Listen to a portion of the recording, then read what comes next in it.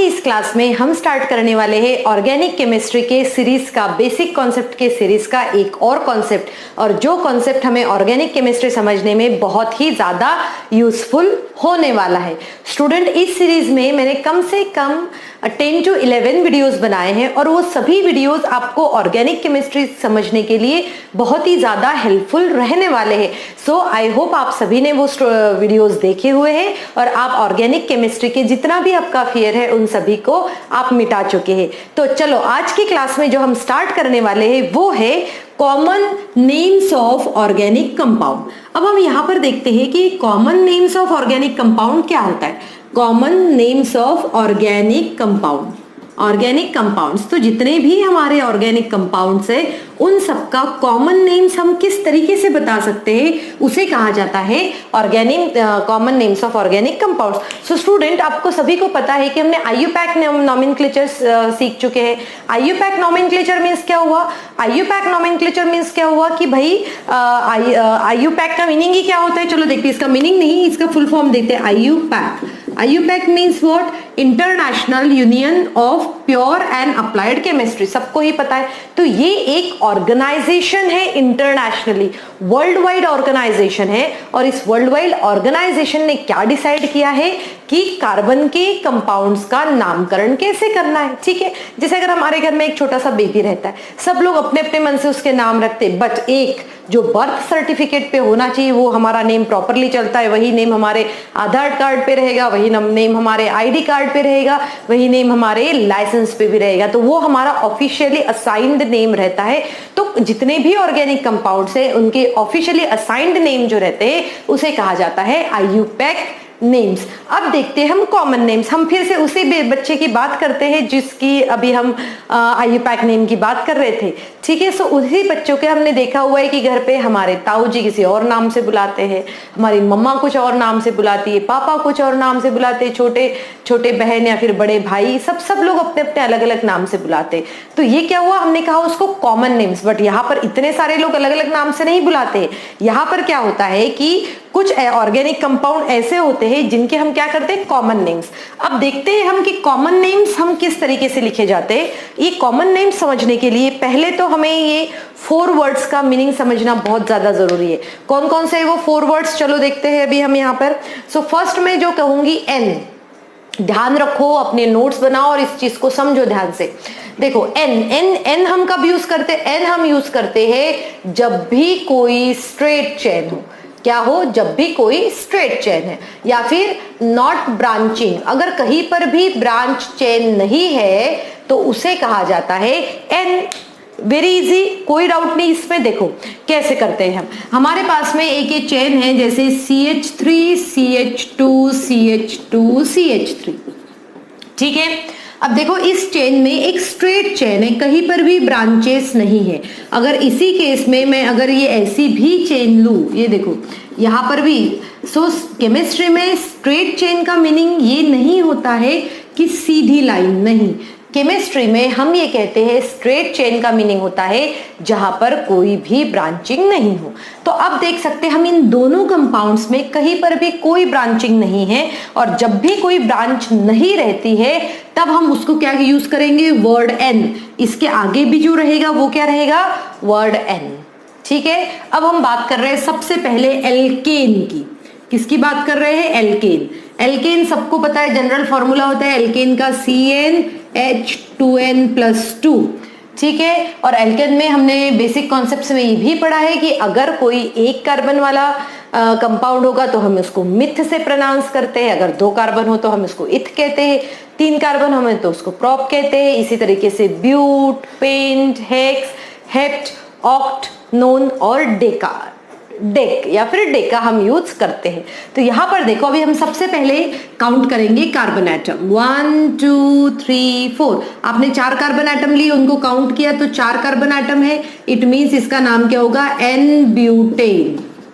बहुत ही सिंपल है, N butane. अब ब्यूटेन, एन का मतलब समझ में आ गया कि भाई सबके सब सिंगल बॉन्ड्स है। ठीक है, और एन का मीनिंग हुआ कि वो क्या है, एक स्ट्रेट चेन है। यहां पर भी देखो 1 2 3 4 5, इसीलिए इसका नेम होगा एन पेंटेन। सो स्टूडेंट, आप जब भी देखोगे कि n वो अगर किसी नेम के आगे अगर स्मॉल n लगा हुआ है, इसका मतलब हुआ कि वहां पर क्या है, एक स्ट्रेट चेन है।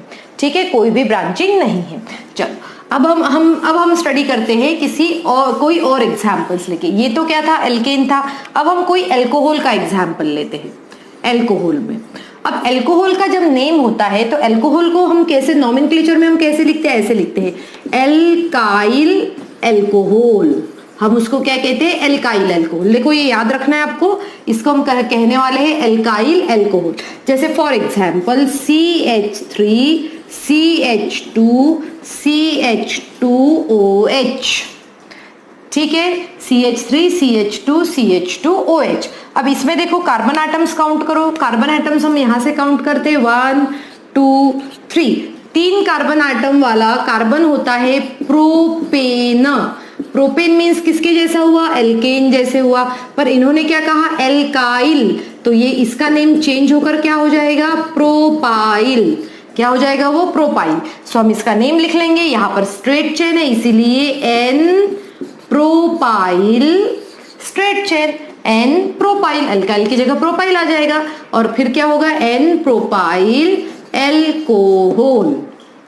ठीक है, आ रहा है समझ में। देखो अब हम एक अल्डिहाइड का भी लेते हैं, है ना, अल्डिहाइड का लेते हैं, कीटोन का लेते हैं, या फिर हम किसी भी ऑर्गेनिक कंपाउंड की बात करते हैं, वो तो हम इंडिविजुअली जब चैप्टर्स पढ़ेंगे तब उसका तो हम नॉमेनक्लेचर स्टडी करने ही वाले हैं। तो यहाँ पर हमें स्पेसिफिकली याद रखना है कि जब भी हम एल्केन की बात करें तो इस तरीके से यूज करते हैं और उसमें N लगा होगा अगर वो कॉमन नेम है तो।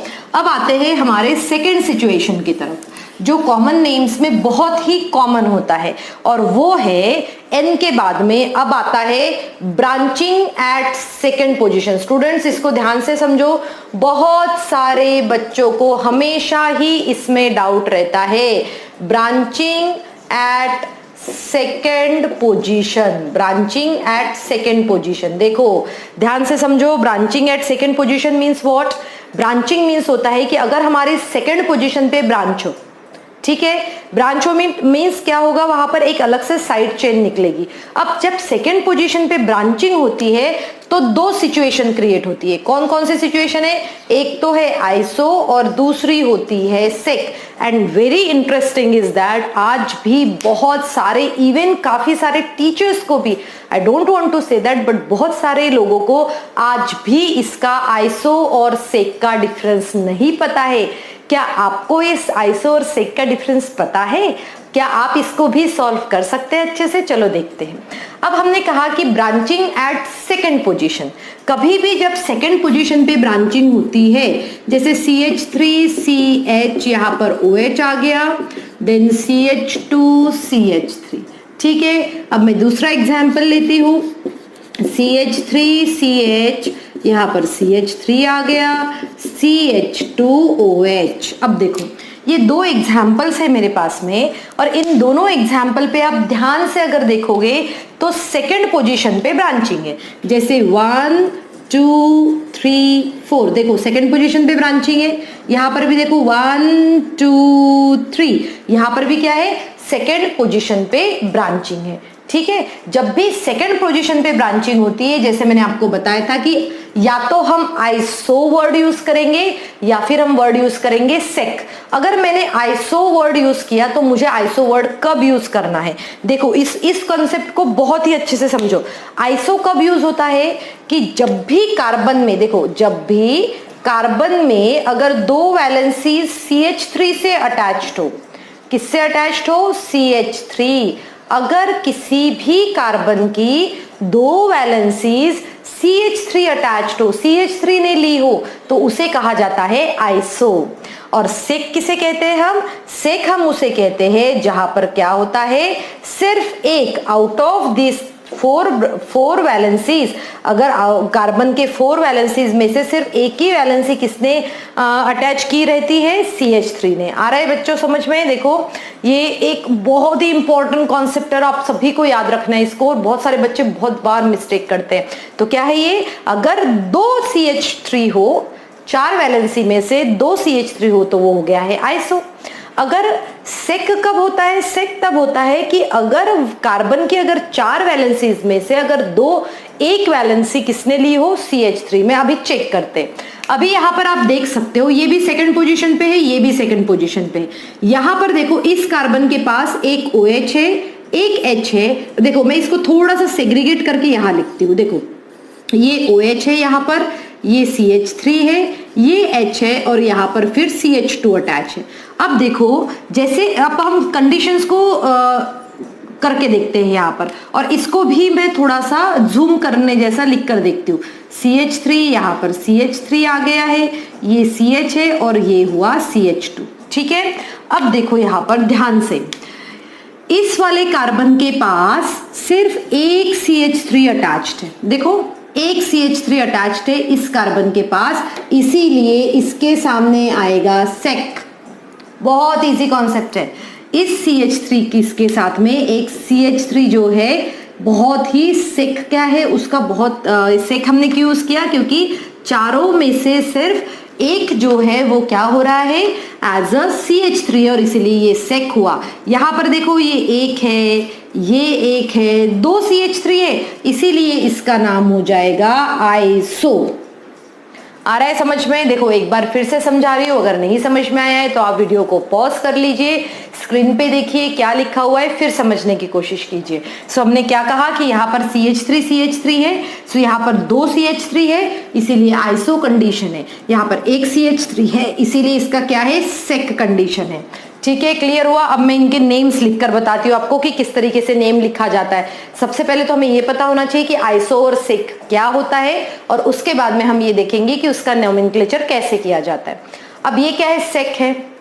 फिर हम क्या करते हैं, हम एक पूरे जितने भी कार्बन एटम है, जितने भी हो, कहीं पर भी वो फैले हो, उन सभी कार्बन एटम्स को आप क्या करोगे, सभी कार्बन एटम्स को आप करने वाले हो इन दोनों को काउंट, इन सबको काउंट करोगे। 1 2 3 4, 4 मतलब इसका पेरेंट होगा ब्यूटेन।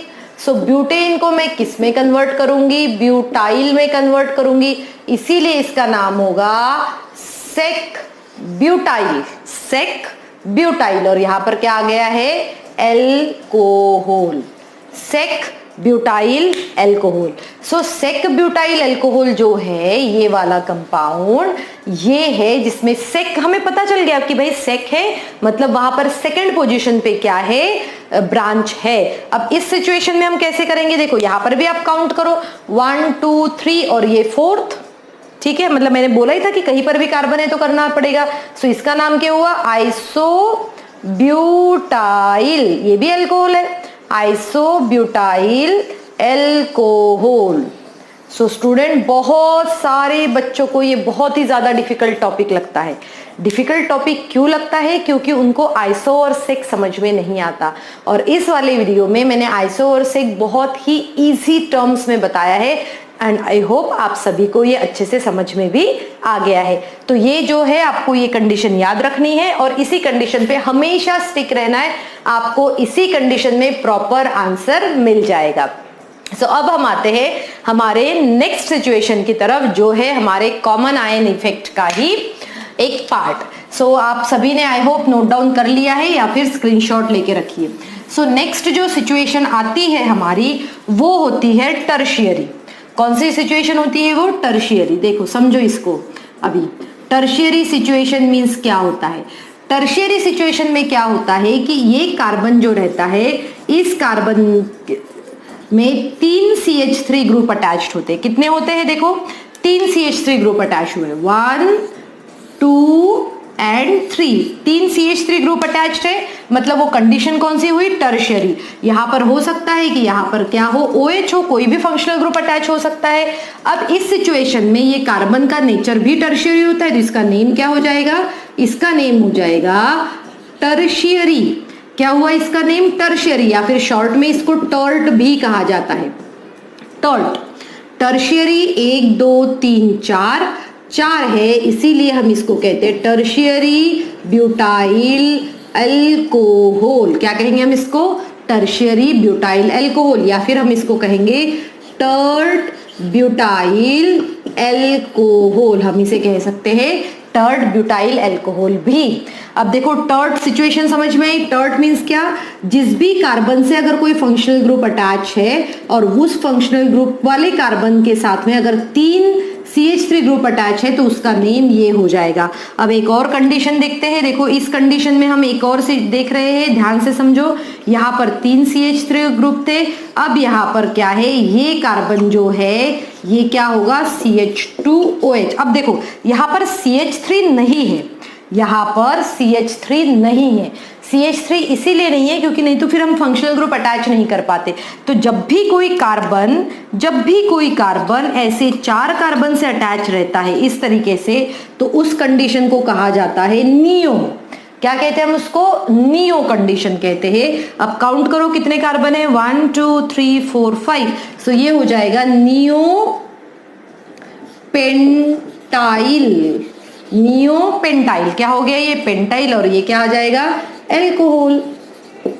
और इसी को नियो की जगह ही एक और वर्ड यूज होता है जिसे हम कहते हैं अमाइल, AMYL, अमाइल। सो अमाइल हम क्या कहेंगे यहाँ पर, amyl pentyl alcohol.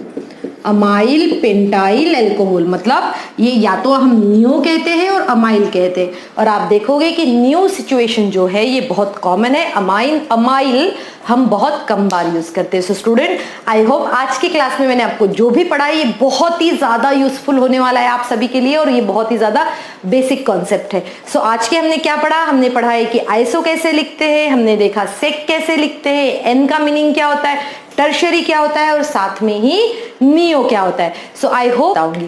Thank you students and have a good day ahead.